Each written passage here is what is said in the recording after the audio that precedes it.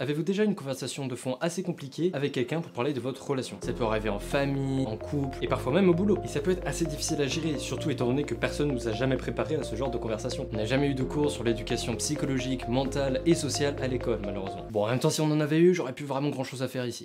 Dans cette vidéo, on va donc apprendre à gérer ce genre de situation, car si on les gère mal, ça peut avoir de lourdes conséquences dans notre relation avec la personne et nous faire perdre des proches chers et finir des relations qui étaient pourtant génialissimes. Ça peut vraiment lourdement affecter notre relation avec la personne ou même notre carrière. Et on peut également partir dans les tours et dire des choses qu'on regrette par la suite. Et ce serait quand même bien dommage. Ou au contraire, ne pas savoir quoi dire et foirer toute l'interaction. On va donc voir ce qu'il faut faire avant et pendant une conversation de ce genre afin qu'elle se passe de la meilleure manière possible et que l'issue soit la plus positive possible pour chacun des parties. Et je parlerai aussi à la fin d'un moyen de faire redescendre la situation si vraiment ça a escaladé un peu trop loin et que ça a pris une direction qu'on ne voulait pas à la base. Parce que bon, vous aurez beau être le meilleur parleur du monde, parfois ça prend des proportions que vous n'auriez pas imaginées, parfois à cause de l'autre, parfois à cause de vous, parfois juste à cause de vous deux où la situation fait que. D'ailleurs, si vous voulez être au courant des prochaines sorties de vidéos, vous êtes libre de vous abonner et d'activer la cloche. Donc première chose pour préparer cette conversation, c'est de vous poser la question suivante. Qu'attendez-vous de cette conversation? Il est important de définir qu'est-ce que vous voulez en amont, histoire de savoir ce qui joue. Est-ce que c'est une augmentation qui se joue? Est-ce que c'est le comportement de l'autre qui a été assez inapproprié à certains moments ou le vôtre justement? Est-ce qu'il s'agit d'un conflit? Est-ce qu'il s'agit de parler d'une embrouille que vous avez eu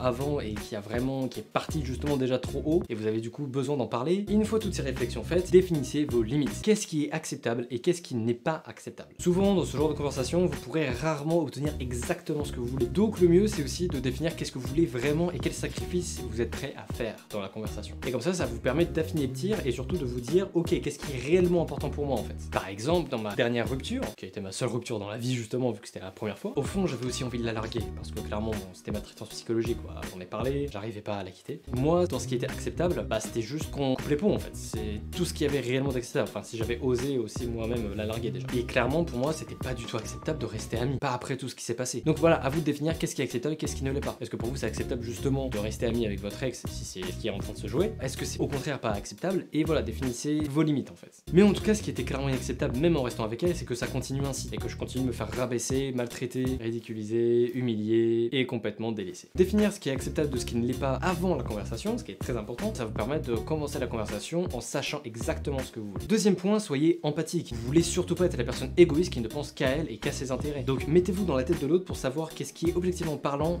mieux pour l'autre. Et en plus de ça, prédire les intérêts de l'autre, c'est l'une des capacités et des compétences en charisme les plus importantes. Parce que en prévoyant ce que va vouloir l'autre, alors évidemment dans le sens négatif, on peut manipuler la personne, mais c'est pas le sujet du tout et j'ai pas du tout envie de vous apprendre à manipuler les gens. Quand je parle de manipulation, c'est aussi pour vous en prémunir hein, simplement, mais surtout pas pour les utiliser. Mais connaître les intérêts de l'autre, ça peut permettre de convaincre. C'est exactement ce que fait Tyrion Lannister dans la série Game of Thrones. D'ailleurs, je ferai peut-être une vidéo là-dessus si ça vous intéresse. Dites-moi en commentaire si ça vous intéresse, parce que si ça vous intéresse, je ferai peut-être même une série de vidéos sur Game of Thrones, parce qu'il y a pas mal de personnages qui ont des caractéristiques très intéressantes, dont on pourrait beaucoup apprendre. Et en plus, chercher à aligner les intérêts de l'autre avec les vôtres, c'est la meilleure manière que tout le monde sort content en fait de cet échange, et comme ça tout le monde a y gagné. Et donc même moralement parlant, c'est la meilleure chose à faire. Troisième point, ayez une attitude appropriée. Qu'est-ce que je veux dire par là? C'est de ne pas exagérer ou dramatiser des choses qui ne sont pas si graves que ça. Par exemple, votre colocataire, au lieu de lui dire on peut parler s'il te plaît, et bien vous pouvez lui dire eh salut, t'as 5 minutes pour qu'on parle. Comme ça c'est sur un ton bien plus léger et ça permet quand même de beaucoup moins dramatiser la situation. Après évidemment, si la situation est réellement grave et réellement importante, comme dans le cas d'une rupture ou d'un vrai gros problème de dispute ou de je sais pas quoi, évidemment n'adoptez pas un ton léger. Ça pourrait même donner l'impression à l'autre personne que vous prenez pas du tout la situation au sérieux. C'est pas vraiment la meilleure manière de communiquer. Mais sinon, dans le cas où c'est approprié, le ton léger permet même aussi de montrer à l'autre que vous êtes dans le même camp, vous êtes dans la même team. On fait partie du même groupe, du même monde, donc on peut être potes, toi et moi. Et vous êtes là pour travailler à deux sur le problème, au lieu d'être deux camps complètement opposés qui s'affrontent. Là, à ce moment-là, vous êtes dans le même camp et vous vous combattez contre la même chose en fait, contre le problème. Maintenant, comment faire pour critiquer l'autre sur un comportement qui vous dérange chez elle, ou comment le changer surtout en fait. Parce que ça peut être difficile à faire sans que la personne s'énerve, le prenne mal ou autre, ou qu'elle se mette tout simplement sur la défensive. Alors c'est très facile en théorie, mais c'est peut-être plus difficile selon les situations en pratique, parce que surtout si vous êtes énervé contre la personne pour ce truc-là, ça peut être compliqué de se calmer et de rester parfaitement calme là-dessus et de rester très à plat on va dire en appliquant les astuces que je vais vous donner dans un instant, qui est tout simplement de parler en termes d'éléments irréfutables, c'est-à-dire de choses qu'on ne peut pas contredire. Vous allez parler en termes de faits objectifs, qu'est-ce qui s'est passé, soyez factuel, et vous parlez de qu'est-ce que ça vous a fait ressentir. C'est quand même bien plus productif que de dire à l'autre t'es qu'un gros con par exemple.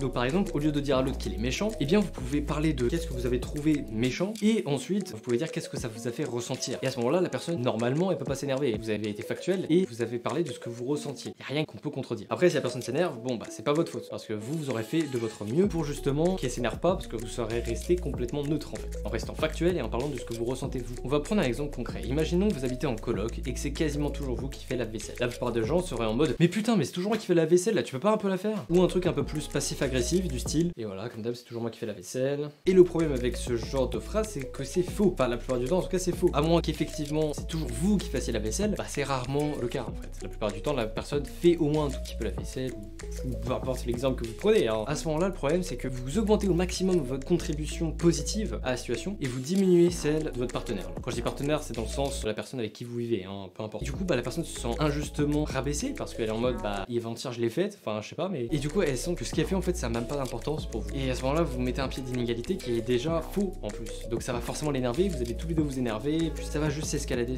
Non, c'est pas la bonne chose, c'est pas la bonne stratégie à faire. Ou par exemple imaginons que vous avez un ami qui fait vraiment des blagues H24 sur vous pour vous rabaisser. Alors déjà ce qui est toxique, hein, ne faites surtout pas ça. On peut taquiner évidemment, mais si c'est H24 c'est toxique. Et à ce moment là vous pourriez être tenté de dire mais t'es vraiment chiant, tu me rabaisses tout le temps. Et à ce moment là vous généralisez et donc ça mène une dispute parce que l'autre va pas être d'accord etc. Ça va escalader et puis ça va être le bordel encore une fois. À la place parlez en termes de faits et de sentiments. Donc pour la coloc ça peut par exemple donner hey mec je vois que tu laisses souvent la vaisselle dans le lavabo et du coup après ça va la laver et je me sens un peu de corvée donc j'aimerais bien que tu puisses la faire plus souvent s'il te plaît. Et pour les taquineries ça peut donner hey mec, ouais je prends toujours des mecs dans mes exemples, hey mec j'ai vu que t'as fait pas mal de blagues sur moi aujourd'hui, alors je t'avoue que j'ai pas trop apprécié, je me suis pas senti hyper bien avec ces blagues là donc j'aimerais bien que t'arrêtes parce que sinon j'aurais plus vraiment envie de traîner avec toi en fait. Ce n'est pas une menace, c'est une réelle issue acceptable pour vous. Vous posez simplement votre limite et vous dites voilà si tu continues à faire ceci il se passera cela. Et en faisant ça vous donnez aussi la possibilité à l'autre de se rendre compte de son erreur et d'arrêter. Donc dans le meilleur des cas l'autre va sans doute répondre un truc du genre ah bah désolé mec je me rendais pas du tout compte, t'inquiète hein, je vais arrêter, y a pas de souci, je suis désolé. Et dans le cas où ils s'en battent les couilles ou alors ils recommencent ou je sais pas quoi, bah vous le dégagez et puis voilà. Et dans le cas des taquineries, vous pourriez aussi simplement demander à la personne la permission en fait de lui rappeler. C'est-à-dire que souvent c'est des habitudes qu'ont ces personnes là, donc vous pouvez lui demander la permission de lui rappeler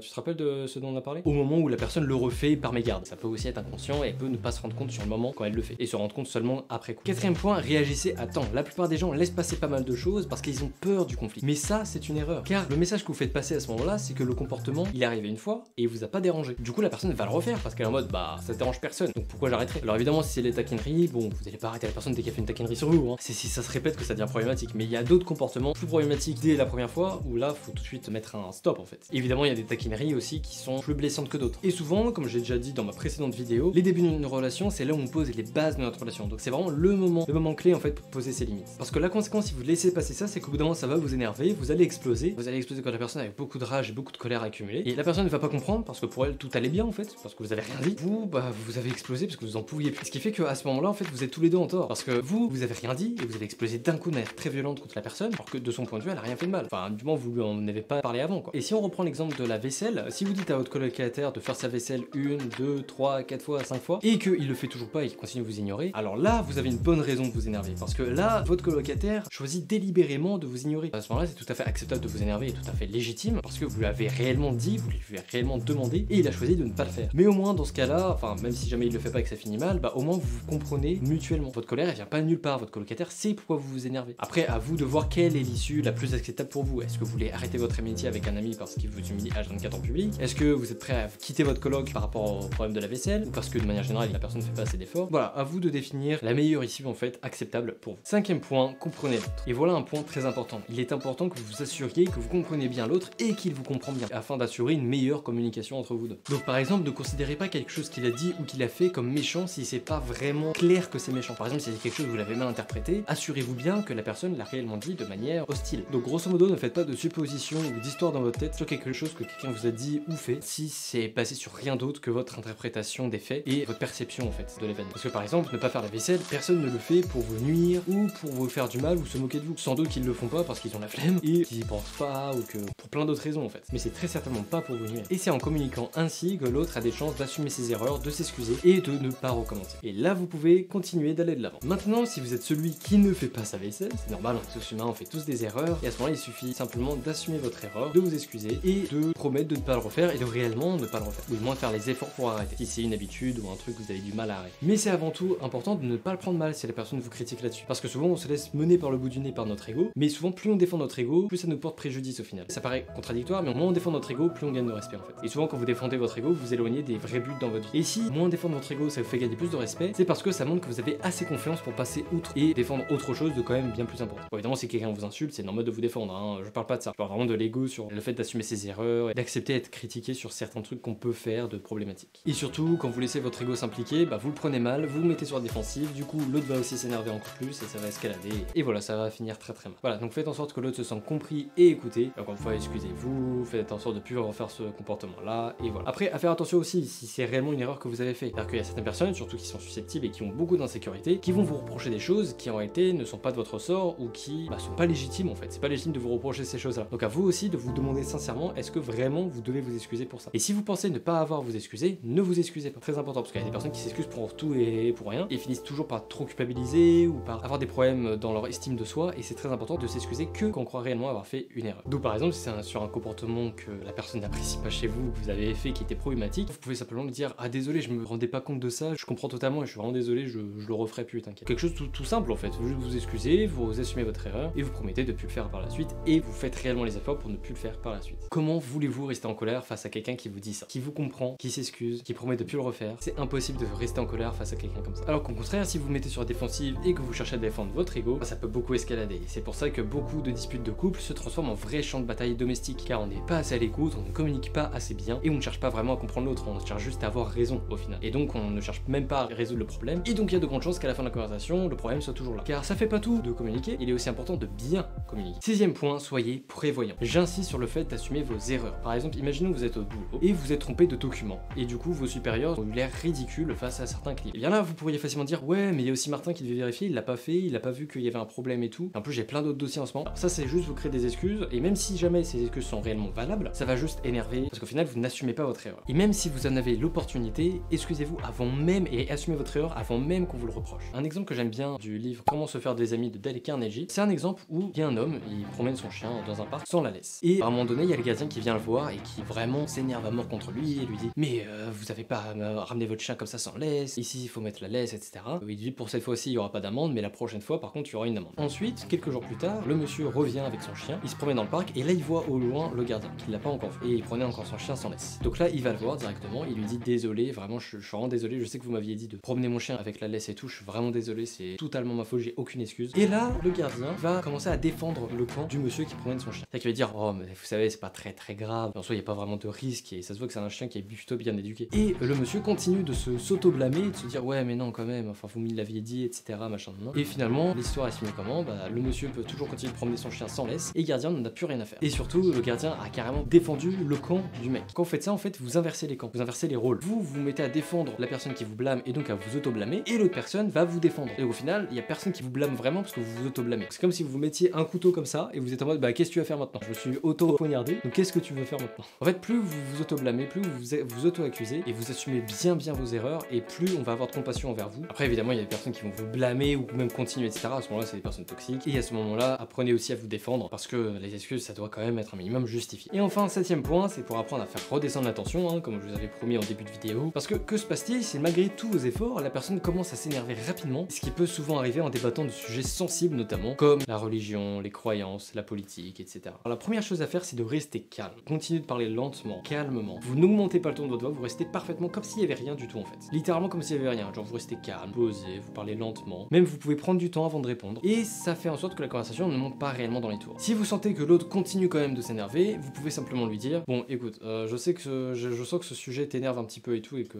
voilà, ça commence à t'énerver beaucoup, donc je pense le mieux c'est qu'on passe à un autre sujet, t'en penses quoi? Et à ce moment là, la personne soit elle va dire: ah ouais j'avoue, etc. et vous allez passer à autre chose, soit elle va dire: oh, non, je veux absolument parler de ce sujet là. Et normalement quand vous allez continuer la conversation, bah elle se sera quand même rendu compte qu'effectivement elle commençait à un peu trop s'énerver, et du coup normalement elle va redescendre. Et si vous arrivez à ramener quelqu'un qui était en train de s'énerver à se calmer, la personne sera réellement plus ouverte d'esprit, car plus elle s'énerve et plus elle adopte un comportement de flight or fight mode, ou fight or flight mode, je sais plus dans quel sens c'est, mais grosso modo c'est fuir ou combattre. C'est vraiment l'instinct de survie face à une situation en danger, soit vous fuyez, soit vous vous battez. Et plus elle va être dans ce mode là, plus elle va être sur la défensive, et peu importe ce que vous direz, ça va l'énerver. Peu importe, ça va l'énerver. Alors que justement si vous arrivez à la calmer, eh bien elle va descendre petit à petit de ce système là, et donc être davantage enclin à vous écouter et à considérer votre point de vue sérieusement. Mais que faire si la personne continue malgré tout de s'énerver? Bah là il n'y a pas 36 000 solutions, barrez-vous. Juste barrez-vous de la conversation, parce qu'au bout d'un moment vous n'allez pas rester là ou vous faire gueuler dessus, ou quelqu'un vous s'énerve contre vous gratuitement pendant que vous restez calme. Donc à ce moment-là juste barrez-vous de la conversation, mais physiquement genre vraiment barrez-vous, et allez dans des environnements beaucoup plus calmes et beaucoup plus sains. Et j'arrête pas de le préciser dans pas mal de vidéos, mais ça s'appelle pas être méchant, c'est simplement placer ses limites et se respecter soi-même. Voilà, cette vidéo est terminée, j'espère qu'elle vous aura plu et surtout qu'elle vous aura aidé. Si c'est le cas, vous pouvez mettre un like en dessous de la vidéo, vous abonner et activer la cloche pour ne pas rater les prochaines sorties de vidéos, et la partager si vous voulez la faire connaître à d'autres personnes. En attendant, moi je vous dis à la prochaine pour une nouvelle vidéo. Ciao!